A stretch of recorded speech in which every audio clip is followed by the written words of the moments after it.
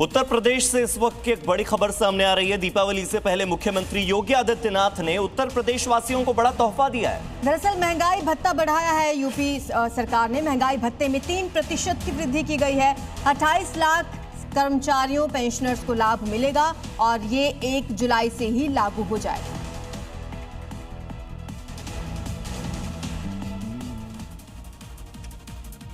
कहते हैं डॉक्टर भगवान का रूप होता है जो जिंदगी देता है। लेकिन सोचिए, जब वही डॉक्टर अपने ही घर में मौत का सौदागर बन जाए तो इंसानियत किस मुंह से भगवान कहे। लेकिन एक सुबह सब कुछ खत्म हो गया। घर में मिली डॉक्टर कृतिका की लाश। डॉक्टर पति महेंद्र रेड्डी ने कहा लो ब्लड शुगर से मौत हुई है।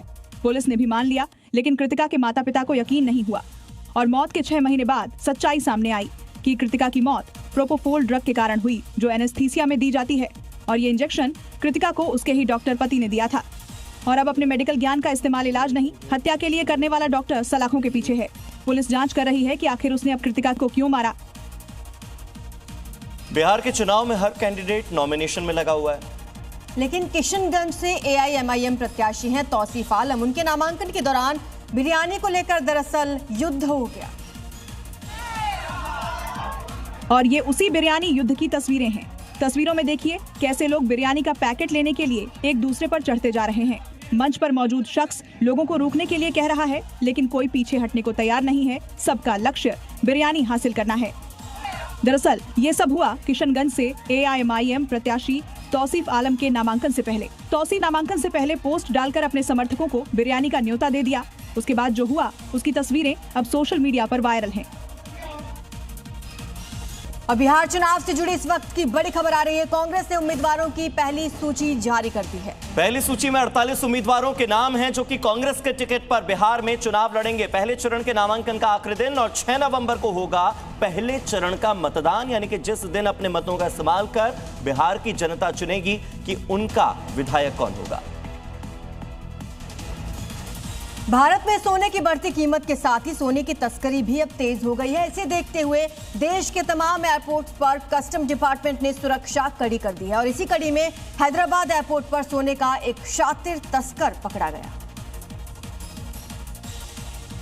जिसे तस्कर ताले के अंदर छुपाकर ला रहा था। विदेश मूल के इस गोल्ड स्मगलर ने दरवाजे में लगने वाले डोर लॉक के अंदर बेहद ही शातिर तरीके से गोल्ड को छुपा रखा था। एयर अरेबिया की फ्लाइट से शारजाह से आ रहे इस यात्री के संदिग्ध हरकत की वजह से टीम ने उसके लगेज की चेकिंग की तो उसमें 2 डोर लॉक सेट मिले, जिसमें 24 कैरेट के 5 गोल्ड बार को फिट किया गया था। यही नहीं, 2 गोल्ड बार को सूरजमुखी के बीज की तरह काटकर बीज के पैकेट में रखा गया था, लेकिन टीम ने चेकिंग में इसे भी बरामद कर लिया। DRI अब इस स्मगलर से पूछताछ में जुटी है। बिहार के नवादा में गुप्त सूचना पर जब पुलिस ने घर में छापेमारी की तो सबके होश उड़ गए, क्योंकि आरोपी ने घर की टॉयलेट सीट के नीचे शराब का जखीरा छुपा कर रखा था, जिसे पुलिस टीम ने रेड के दौरान बरामद किया। अब आप रेड की तस्वीर देखिए। शौचालय का दरवाजा खुला है, पास में एक नल लगा है और टॉयलेट सीट के होल से हाथ डालकर ये जवान ब्रांडेड अंग्रेजी शराब की महंगी सील बंद बोतलें निकाल रहा है। 1 2 3 4 अभी तो गिनती शुरू हुई है। देखते देखते फर्श पर शराब की बोतलों का ढेर लग गया। टॉयलेट सीट के अंदर से बोतलें निकलती ही जा रही है। पुलिस से घिरे इस तस्कर ने शराब की खेप छिपाने के लिए घर में टॉयलेट सीट के नीचे एक तहखाना बनवा रखा था, जिसके अंदर से ये अंग्रेजी शराब की खेप बरामद हुई। पुलिस ने 29 बोतल बरामद शराब, 5,850 रुपए कैश, मोबाइल और एक स्कूटी भी जब्त की। बिहार में शराब बैन है, ऐसे में चुनाव से ठीक पहले भारी मात्रा में शराब की बरामदगी कई सवाल खड़े करती है। आप बाजार जाएंगे तो सावधान रहिए और सतर्क रहिए। हम ऐसा इसीलिए कह रहे हैं क्योंकि त्योहारों का सीजन है, ऐसे में चोरों की गैंग एक्टिव है।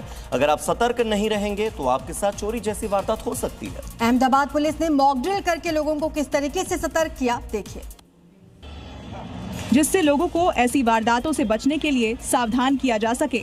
अहमदाबाद के भद्रा बाजार में पुलिस ने हजारों की भीड़ के बीच मॉक ड्रिल को अंजाम दिया।